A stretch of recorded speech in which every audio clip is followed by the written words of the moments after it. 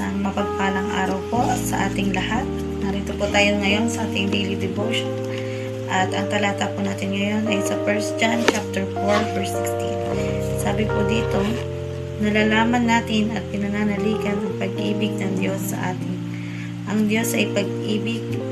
Ang nagpapatuloy na umiibig ay nananatili sa Diyos at nananatili naman sa Kanya ang Diyos. Salamat po sa salita ng ating Panginoon. So sabi po dyan, ang Diyos po ang unang umibig sa atin sapagkat naghirap siya sa krus at namatay para tayong maligtas sa ating mga kasalanan. Dahil sa pag-ibig ng Diyos sa atin, nagagawa nating ibigin yung mga bagay na hindi kaibig-ibig sa atin sapagkat natutunan natin ang pag-ibig ng ating Panginoon. Natutunan din natin magpatawad dahil sa pag-ibig ng ating Panginoon at nabago ang ating buhay dahil tayo ay nanatili sa ating Panginoon at siya naman ay nasa atin. So nararanasan natin, nakasama natin ang ating Panginoon dahil pinagkalooban niya tayo ng Espiritu Santo.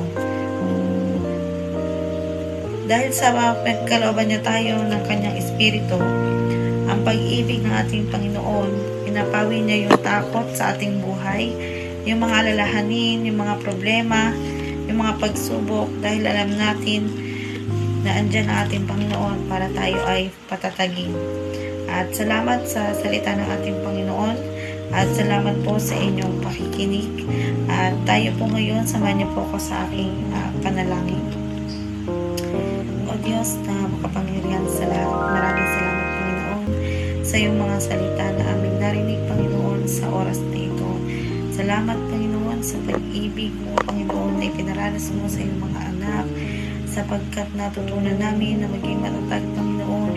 Salamat dakilang Diyos, hallelujah, sa iyong mga salita at pinaparanas mo Panginoon ang walang hanggang pag-ibig, hallelujah Lord, sa iyong mga anak sa mga oras na ito, anuman ang aming mga nararanasan, anuman ang aming mga pinagdadaanan Panginoon, ay patuloy ka lamang dakilang Diyos mangusap sa aming buhay. Anuman dakilang Diyos ang mga pandaraya Panginoon, ang kaaway na sa Satanas ay aming sinasawta dakilang Diyos sa pangalan ni Jesus.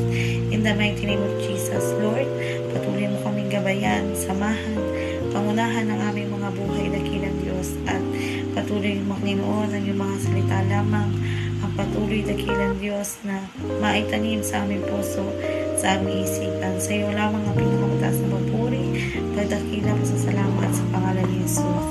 Amen.